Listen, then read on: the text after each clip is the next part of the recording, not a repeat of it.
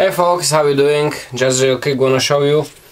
Worked on this one. This is one of those machetes. This is kinda narrow and nice and slim ABL. Did a Kirinite and I like it. It came out pretty sweet. This is the blue Kirinite. It's not finished, I'm just too tired. It still needs to go, I still need to go back to the handle, but get some of those grind lines out. You can see them, can barely notice them. There are some here, some there, but it does look good, this blue Kirinite. It's just wow. It's one of my favorite handle materials. There are other materials that are nicer to hold, but the look wise, it's just like, it's like alien handle material. I really like it. This one did little extra. The grind is about ½ inch, maybe a little over ½ inch high. It's here, but for this thin stack, that's actually pretty keen cutting edge. This one is crazy sharp, and did a pretty decent kind of like a hand wrap silent finish, horizontal. You see there, I have a couple scuff marks somewhere. Where were they? On this side, I think. Yeah, there are a couple of lines. Can barely, you don't even see them on the camera, which is weird. There are a couple here, here, and here, but it actually does look very nice. Like it is almost perfect, the grind line. I didn't fix up the plunge line yet. You know, you have the lines on the plunge line right there. You see that there. But overall, pretty happy. It's pretty decent looking blade. Nice, small, slim, very nimble in the hand, machete. And finally, I got camp knife, the Kershaw Camp 10, I think they call it. And I was looking forward to this knife ever since I seen it on the Blade Show last year as a prototypes. Very excited about these because there are 3 versions of this. The 10, the 14, and I think the biggest one is 16 or 18. Finally something really, you know, let's call them heavy duty choppers kinda, for a very affordable price from production. This actually does look like, let me double check. It's a flat grind, so that's perfect.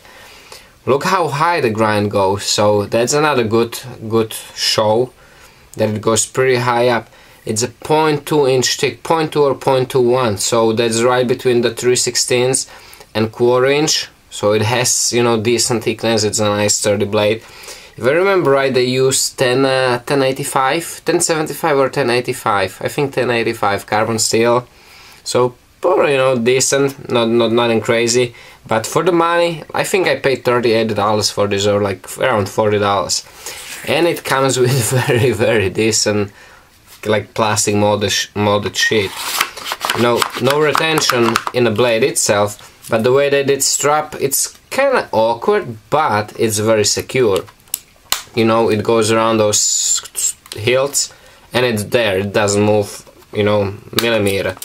Not a fan of the hilt, because the hilt prevents you from, you know, going up close with on the blade. But lucky enough, you know, look, the grind actually does start pretty close to your index finger, so you will be actually do some detail work this way here. The edge isn't thin, but you're never gonna see like really thin edges on the production knives. All this will actually need to, so from some assuming that everything is well, all it will need is convex that edge, just get rid of that shoulder behind the edge, and it should be very capable little camp knife. Little, it's actually decent size, you know, 10 inches, blade heavy, but not by much, you know, balance you have about 1.5 inches from your index finger, so pretty decent. It's not you know, awkwardly heavy.